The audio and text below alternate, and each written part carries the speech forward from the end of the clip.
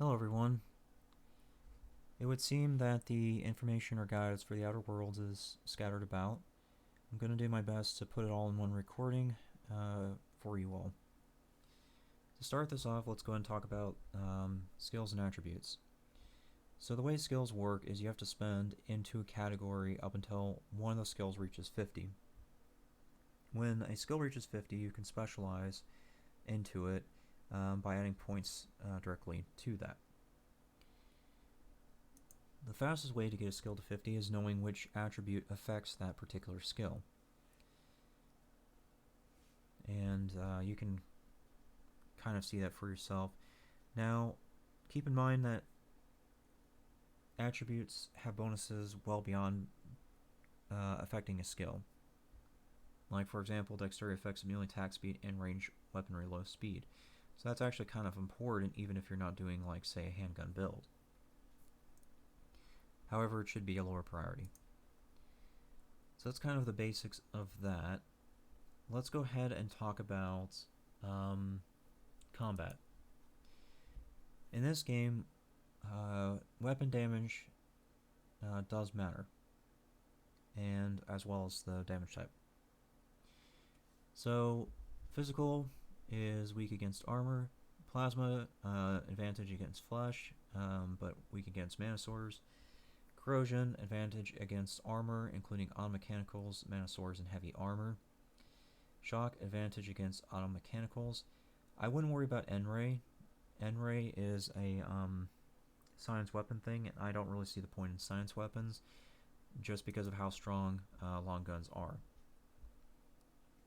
We'll go ahead and talk about that now. So as you can see, each weapon category has its own bonuses.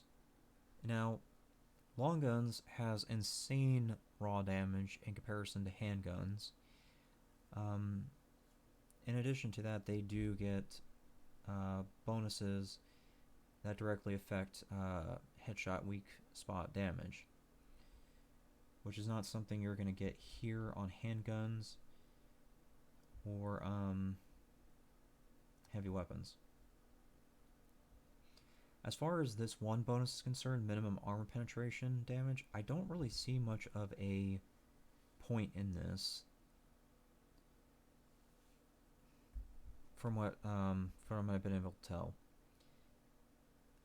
I think that just increases the base penetration value of the handguns because they do significantly less damage than long guns. I think that's just why it's there.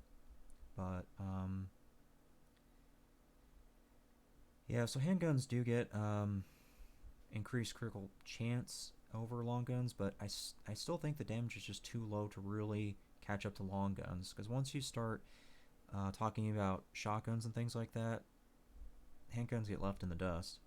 So yeah, long guns I think is the strongest category because you can just do so much with it in terms of the weapons. Another skill I would like to talk about is engineering, if I can find it real quickly for you. Okay, so engineering. This is one skill I've noticed people have passed over or didn't really start until later levels. So I think engineering is extremely important